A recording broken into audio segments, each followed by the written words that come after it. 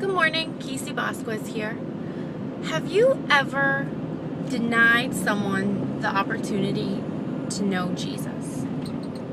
It sounds kind of like a loaded question, but we talked about it at Grace Capital Church on Sunday about how sometimes we deny anyone, strangers, family members, the opportunity to know Jesus and know what they do in our lives because we're afraid of what they may think of us.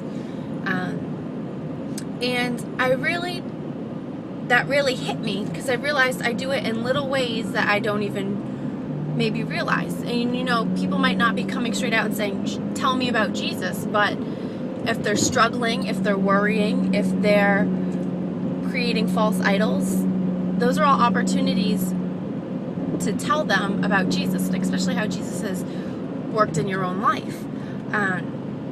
I'll just give you an example of my son, he's 2.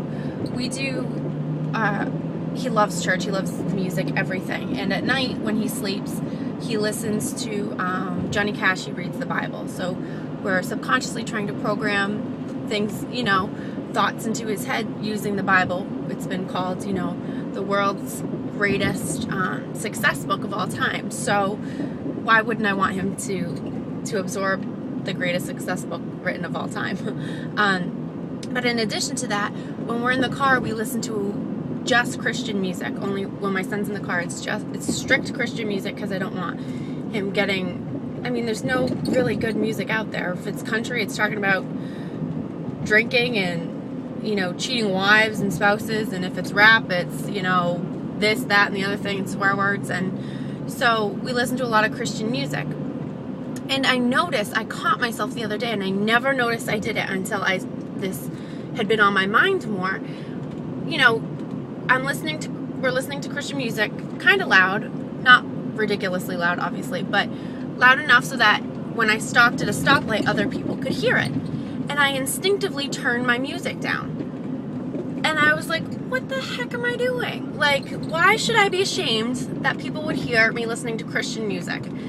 People blare, music all the time, and it's got swear words and actually offensive things.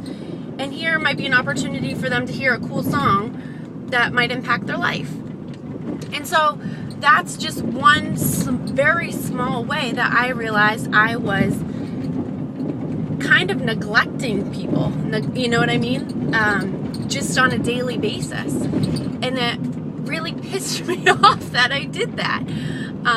So now that's something I'm trying to consciously not do, you know what I mean? But just other things, like if someone at your work is like, oh my gosh, I'm so stressed out, I'm so worried about this, that's an opportunity for you to present Jesus to them. Just not in a crazy, over-religious way, but just like, when you put your trust in Jesus, you don't have to worry, and just how, I don't know about you, but how I feel, I know it's so much more relieving and to put everything on him rather than to bear it on my own shoulders. And that may sound selfish, but it's true.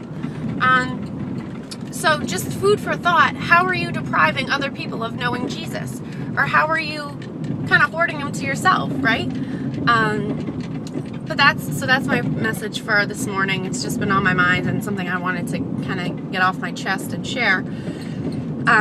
So I'll talk to you guys later. Have a great day.